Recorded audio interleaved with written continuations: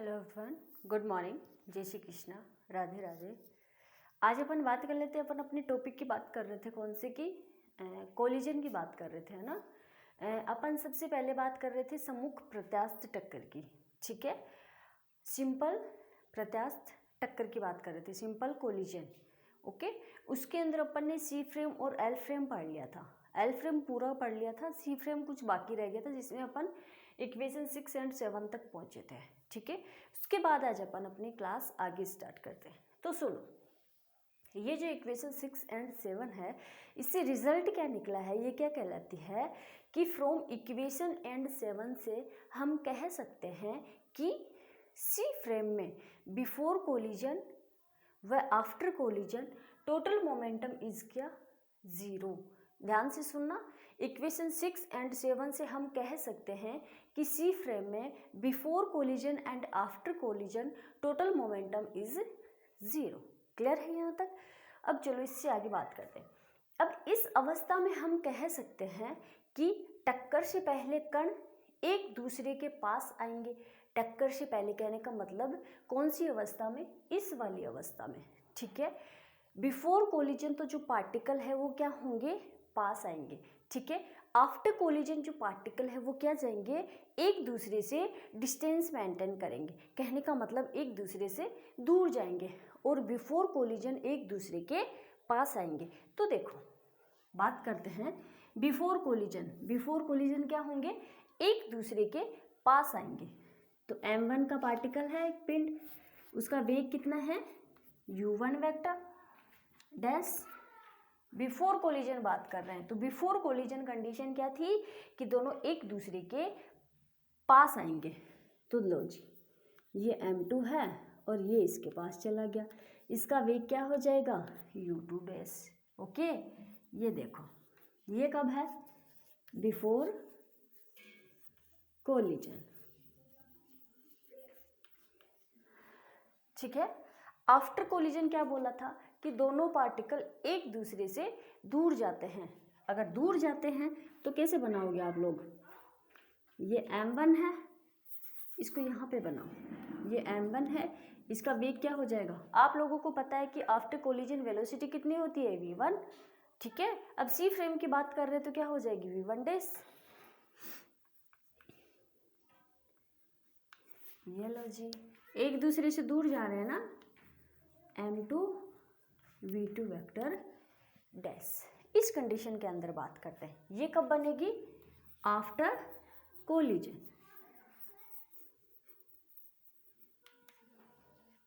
Clear है यहाँ तक भाई? आगे चलो, अब अपन इसके अंदर फॉर्मूला लगाएंगे, कौन सा? कंजर्वेशन ऑफ एनर्जी वाला फॉर्मूला, ठीक है। कंजर्वेशन ऑफ एनर्जी किसके अंदर? सी फ्रेम के अंदर। ये लो जी, कंजर्वेशन है तो क्या बोल दोगे? m1 u1 square plus m2 u2 dash square. तो m1 u1 dash square plus m2 u2 dash square, ठीक है। ऐसे ही इसका क्या कर दोगे आप लोग? अच्छा, कंजर्वेशन ऑफ एनर्जी हाफ आएगा, ये यहाँ पे क्या आएगा? हाफ, ठीक है जी। ये क्या हो जाएगा? Half m1 v1 dash square plus half m2 v2 dash square, ठीक है यहाँ तक। अब देखो, अब यहाँ से 2 कॉमन ले लो, हाफ हाफ कॉमन ले लो, मतलब कहने का मतलब है कि अपने को यहाँ से इन चारों टर्म से इस हाफ को हटाना है। तो इसमें से कॉमन ले लो और इसमें से कॉमन ले लो, तो अपने आप क्या हो जाएंगे? कट जाएंगे। तो अपने पास क्या बच जाएगा? देखो, m1 u1 dash square plus m2 u2 dash square equal m1 v1 dash square plus m2 v2 dash square हो जाएगा। चलो, अब क्या कर दोगे इसको? m1 u1 dash square equal minus m2 u2 dash square. अब मेरे को यहाँ से किसकी वैल्यू चाहिए? u1 वेक्टर डैश की वैल्यू चाहिए। अच्छा, ये वेक्टर भी है भाई यहाँ पे, है ना, वेक्टर को भी लगाते हुए चलना। ये लो जी, ठीक है यहाँ तक। अब मेरे को यहाँ से किसकी वैल्यू चाहिए, u1 डैश की वैल्यू चाहिए। तो निकालो कैसे हो जाएगा, -m2 u2 dash square upon -m2 u2 vector dash square upon m1। ठीक है, अब इसी तरीके से इसको अलग अलग लिखेंगे और वहाँ से किसकी वैल्यू चाहिए अपने को, v1 वेक्टर डैश की वैल्यू। तो देखो लिख दो m1 v1 vector dash square plus m2 v2 vector dash square. तो कर लो भाई यहाँ से भी v1 dash square equal -m2 v2 vector dash. तो वैल्यू किसकी चाहिए मेरे को, v1 डैश स्क्वायर की वैल्यू चाहिए। तो क्या हो जाएगा, -m2 v2 vector dash square upon m1। निकल गई। अब ये वाली इक्वेशन कहाँ पुट कर दोगे आप लोग, इक्वेशन 7 चल रहा है, अच्छा जी, और इसको इक्वेशन बोल दो 8, अच्छा इसको इक्वेशन बोल दो 8, इसको बोल दो 9 और इसको बोल दो 10। अब इक्वेशन 9 एंड 10 की वैल्यू किसके अंदर पुट करोगे, इक्वेशन 8 के अंदर। तो देखो पुट करने के बाद क्या आ जाएगा अपना, m1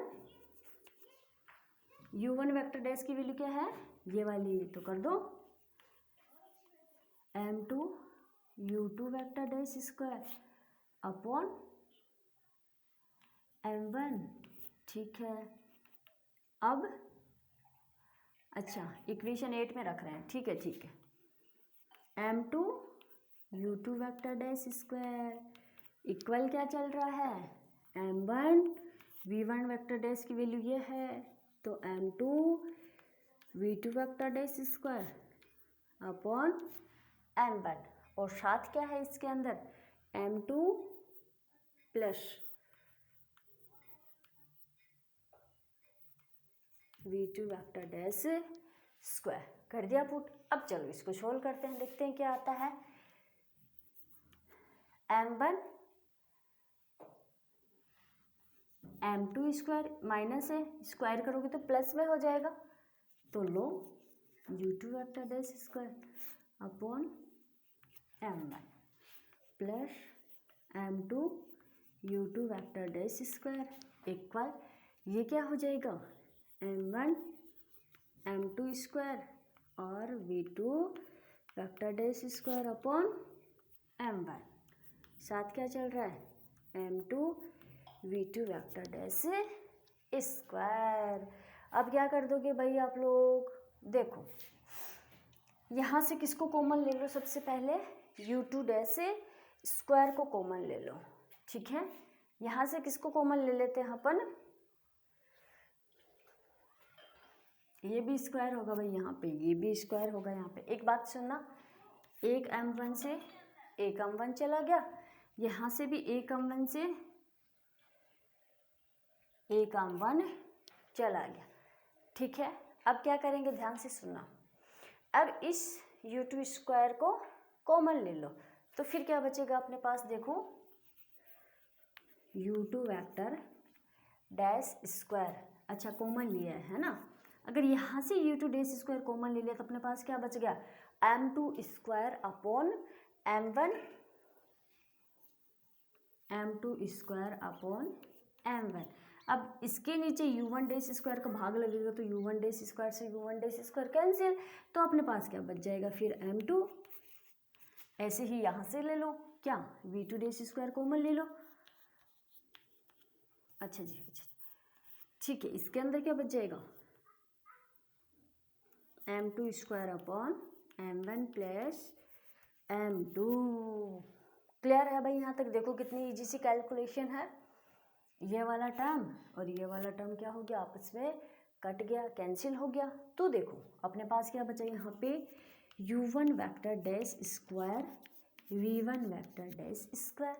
अब इसका मोड कर देते हैं, अगर मोड करेंगे तो स्क्वायर हट जाएगा, ये लो इक्वल दिस कंडीशन, इस वाली इक्वेशन को बोल दो 11। अब इस इक्वेशन से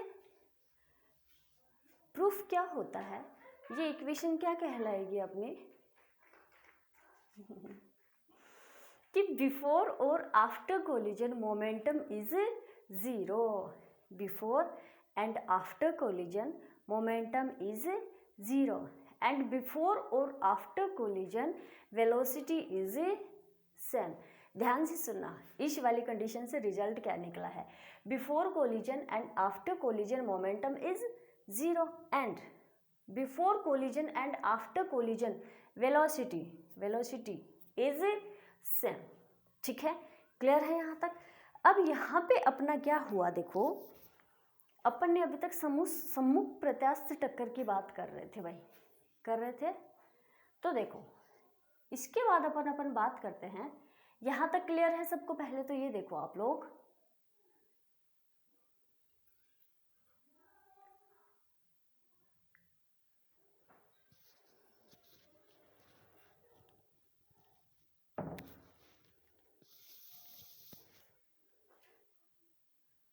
हाँ जी, ओके। हाँ, ये अपना क्या कंप्लीट हुआ, लास्टिक कोलिजन कंप्लीट हुआ। कि कौन सा टॉपिक कंप्लीट हुआ अपना, लास्टिक कोलिजन।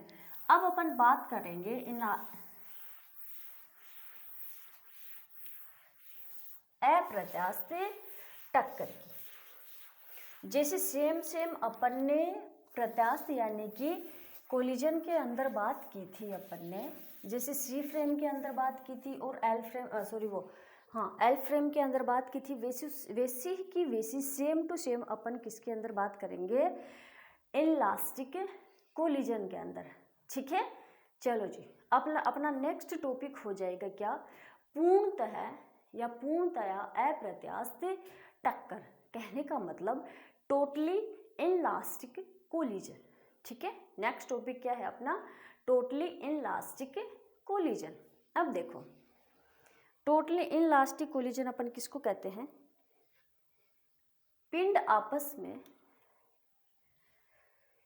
ऐसी कोलिजन जिसमें आफ्टर कोलिजन पिंड आपस में क्या होते हैं। आप लोगों ने लास्टिक कोलिजन के अंदर पढ़ा था कि बिफोर कोलिजन जो पिंड होते हैं और जो वेलोसिटी होती है उनकी क्या होती है, अलग अलग होती है। ठीक है, और बिफोर कोलिजन भी सेम होता है और आफ्टर कोलिजन भी क्या होता है, सेम होता है। पर टोटली इनलास्टिक कोलिजन के अंदर आप लोग क्या पढ़ोगे कि बिफोर कोलिजन तो वेलोसिटी दोनों की क्या क्या है, अलग अलग है, डिफरेंट है। ठीक है, पर आफ्टर कोलिजन उनकी वेलोसिटी उनका वो जो मास है वो क्या हो जाएंगे, आपस में इक्वल हो जाएगा। कहने का मतलब क्या है कि बिफोर कोलिजन जो पिंड है उनका मास भी अलग रहेगा और वेलोसिटी भी क्या रहेगी, डिफरेंट रहेगी। पर आफ्टर कोलिजन क्या होता है कि दोनों पिंड आपस में चिपक जाते हैं। क्या होता है, आफ्टर कोलिजन दोनों जो पिंड होते हैं वो आपस में क्या होते हैं, चिपक जाते हैं। अगर चिपक जाते हैं तो उनका मास कितना हो गया, अलग अलग होते हैं पहले, कौन से, m1 और m2। अगर वो दोनों चिपक जाएंगे आपस में तो उनकी वेलोसिटी, उनके मास कितने हो जाएंगे, m1 प्लस m2। ठीक है, इतना सा ही डिफरेंट है और बाकी same to same as it is, जैसे अपन ने एल फ्रेम के अंदर पढ़ा था और सी फ्रेम के अंदर पढ़ा था, वैसी ही बात इसके अंदर है। ठीक है, आ जाओ, बस याद इतना रखना, लास्टिक के अंदर क्या है, कोई भी कण आपस में चिपकता नहीं है, ना बिफोर कोलिजन ना आफ्टर कोलिजन। ठीक है, एंड इनलास्टिक के अंदर क्या हो जाएगा, बिफोर कोलिजन तो मास सेम टू सेम रहेगा, पर एक चेंज होगा क्या कि आफ्टर कोलिजन जो मास है वो दोनों आपस में चिपक जाएंगे, जिससे उनका मास क्या हो जाएगा, m1 प्लस m2। ठीक है, एक फ्रेम मैं आपको बताऊंगी, देन सेकेंड फ्रेम आप लोग खुद कैलकुलेशन करोगे। ठीक है, इतना डेरिवेशन टफ नहीं है कि आप लोग कर नहीं सकते हो, सिंपल से डेरिवेशन है। आ जाओ, हाँ जी, पहले तो ये सुनो कि टोटली इनलास्टिक कोलिजन होता क्या है। ठीक है, ऐसे कोलिजन जिसमें आफ्टर कोलिजन जो पिंड होते हैं वो आपस में चिपक जाते हैं। ठीक है, हाँ, तो उन्हें क्या कहा जाता है? टोटली इनलास्टिक कोलिजन कहा जाता है। अब सुनो, यहाँ कंजर्वेशन ऑफ एनर्जी वैलिड नहीं होता है। हाँ, एक कंडीशन, एक चेंजमेंट और होगा इसके अंदर, क्या कि टोटली इनलास्टिक कोलिजन के अंदर जो अपन पीछे ऊर्जा संरक्षण का जो नियम लगाते थे, कंजर्वेशन ऑफ एनर्जी जो लॉ लगाते थे, वो यहाँ पे वैलिड नहीं होगा। ठीक है, ओके। आ जाओ, अब अपन बात करते हैं ओनली यहाँ पे कौन सा लॉ वैलिड होगा? Conservation of momentum. ओके, आ जाओ जी। अब अपन बात करते हैं एल फ्रेम के अंदर। इसके अंदर भी अपन ने जैसे पीछे बात की थी एल फ्रेम और शी फ्रेम, वैसे ही इसके अंदर बात करेंगे। देखो, सबसे पहले अपन स्टार्ट कर लेते हैं यहाँ पे एल फ्रेम। ठीक है, वो ही सेम टू सेम वेलोसिटी, वो ही same to same mass. Before collision वही दो पिंड ले लिए। कौन कौन से? देखो, एक ये ले लिया, मास क्या है? m1, वेलोसिटी कितनी है? u1 vector. ठीक है, मास क्या है? सेकंड पिंड, वेलोसिटी कितनी है? u2 vector. ठीक है, ये कब हुआ? Before collision. ये कंडीशन कब है? Before collision. Okay, after collision क्या होते हैं? पिंड तो दो ही होते हैं, पर टोटली इनलास्टिक के अंदर क्या होता है कि आफ्टर कोलिजन जो पिंड होते हैं वो आपस में क्या होते हैं? चिपक जाते हैं। तो ये लो, एक पिंड ये, एक पिंड ये, और ये किस वेग से गति करेगा बाद में बात करते हैं।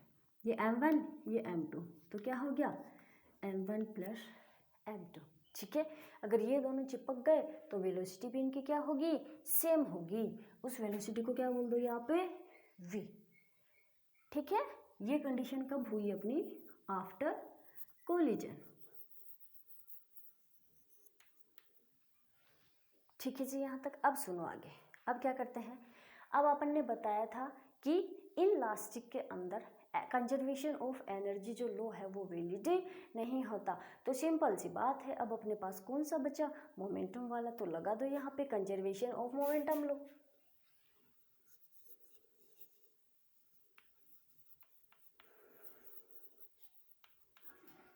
Conservation of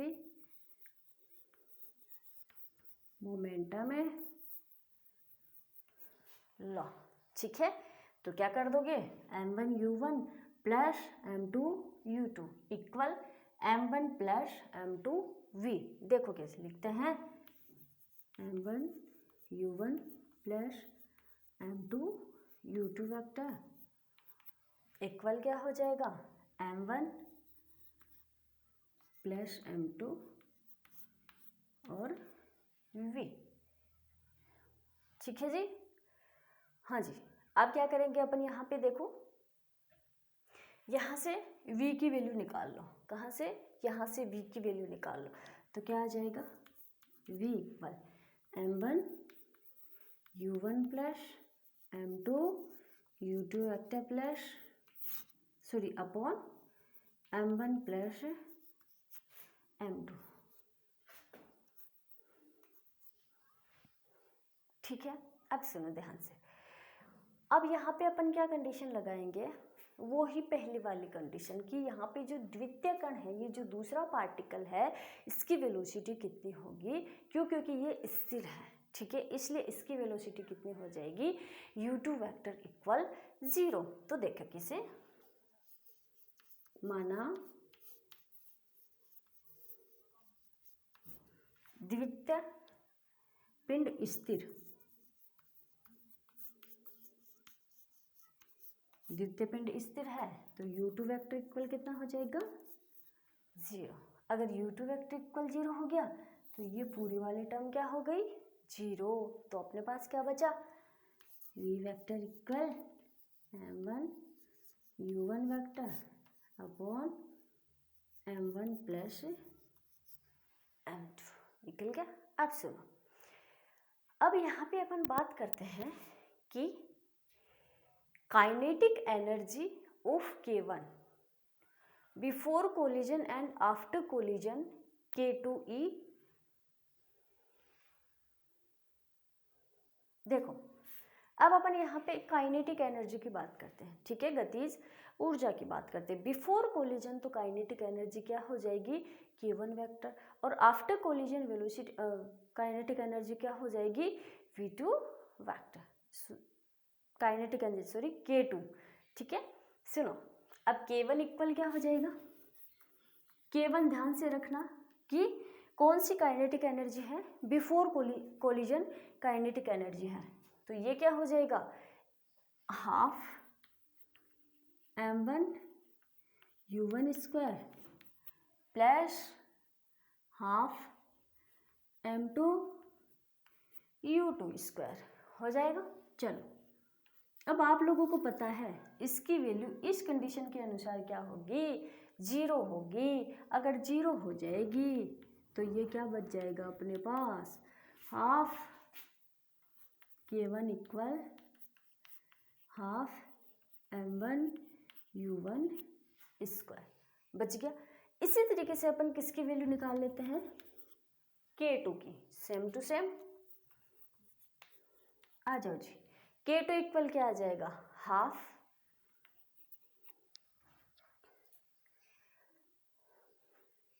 m1, after collision है, ये काइनेटिक एनर्जी कब है, आफ्टर कोलिजन है। आफ्टर कोलिजन मैंने क्या बोला था, पिंड आपस में चिपके हुए हैं, तो मास क्या हो जाएगा यहाँ पे, m1 प्लस m2। तो देखो जी, m1 प्लस m2 ये क्या हो जाएगा, v स्क्वायर, ठीक है।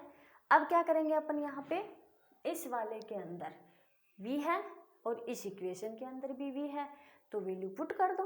देखो k2 equal half m1 plus m2, ये वाली वैल्यू उठा के रख दो, m1 u1 vector upon m1 plus m2, ठीक है। अब देखो कट रहा है ना, हाँ कट रहा है, तो ये लो काट दो। अब अपने पास क्या बचा है यहाँ पे,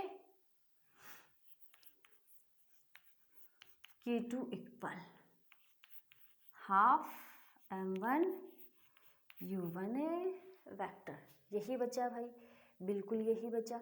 तो अब सुनो, अरे ये क्या हुआ यहाँ पे, ये स्क्वायर में है ना वैल्यू, ऐसे कैसे काट दिया, तो यहाँ पे क्या करोगे, स्क्वायर करोगे, तो ये भी क्या हो जाएगा, स्क्वायर का हो जाएगा। इसको मत काटो, ये एक ही कटेगा। अगर एक ही कटेगा तो अपने पास क्या आ जाएगा,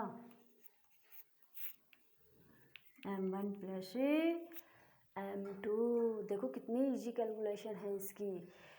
इसको इक्वेशन नंबर दे दो आप, इस पे इक्वेशन नंबर बोल देना 1, देन इसको इक्वेशन किसको बोल दोगे भाई, हाँ इसको इक्वेशन नंबर 2 बोल देना, और इसको इक्वेशन नंबर 3 बोल देना। अब क्या करेंगे, divide by equation 3 upon equation 2, divide by equation 3 upon equation 2। Clear है यहाँ तक। अब क्या कर लेंगे अपन, इक्वेशन 3 के अंदर इक्वेशन 2 का भाग लगा देंगे।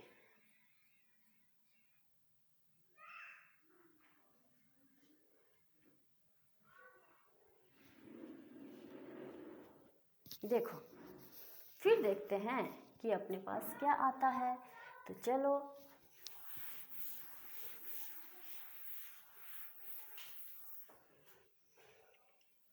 इक्वेशन 3 क्या है आपके पास, k2 है ना, तो क्या हो जाएगा k2 अपॉन k1, और k2 की वैल्यू क्या है आप लोगों के पास, हाफ, या इसको ये कर लो m1 u1 स्क्वायर और 2m m1 प्लस m2, यही होगा भाई।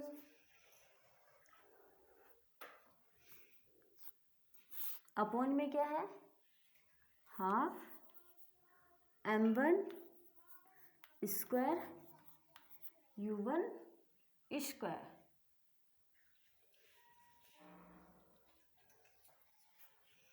K2 की वैल्यू ये है आपके पास, ठीक है, और K1 की वैल्यू क्या है आपके पास, ये वाली है ना, K2 K1। अच्छा, ये भी स्क्वायर में है, ठीक है जी, यहाँ पे लिख दिया। अब क्या करेंगे, 2 से 2 चला जाएगा और यहाँ से ये चला जाएगा, तो अपने पास क्या बचेगा, देखो K2 upon K1 equal M1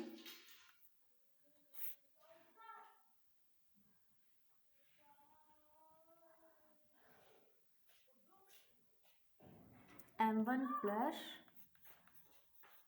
M2, इसको इक्वेशन नंबर बोल देना आप 4, ठीक है। अब क्या करेंगे, देखो अपन यहाँ पे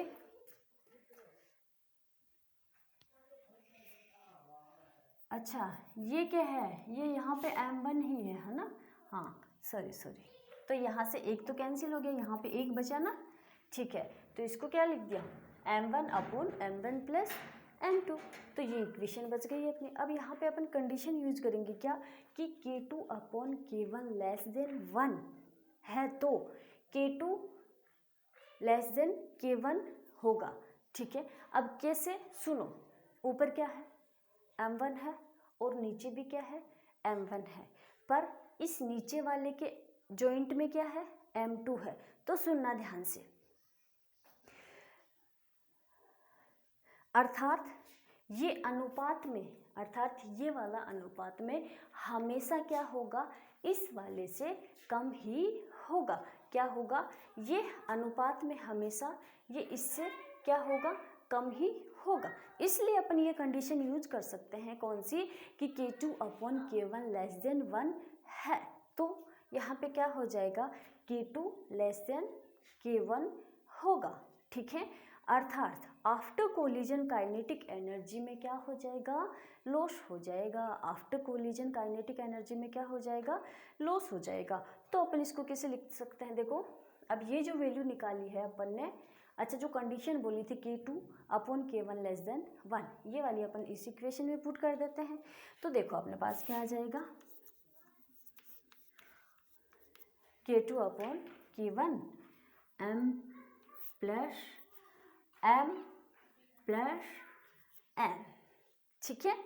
तो सुनो, हाँ अच्छा, सुनो, इसके अंदर एक कंडीशन और भी है, क्या, कि यदि M1 equal M2 equal M हो तो, ठीक है, इसकी जगह अपन ने ये वाली वैल्यू रख दी। अब देखो क्या आएगा आपके पास, K2 upon K1 M upon 2M, तो ये क्या हो जाएगा, हाफ हो जाएगा। जब इसको सॉल्व करोगे तो क्या आ जाएगा, 0.5, ठीक है। अब यहाँ पे क्या हो जाएगा, K2 इक्वल 0.5 K1, ठीक है। अब देखो K2 इक्वल 50% K1।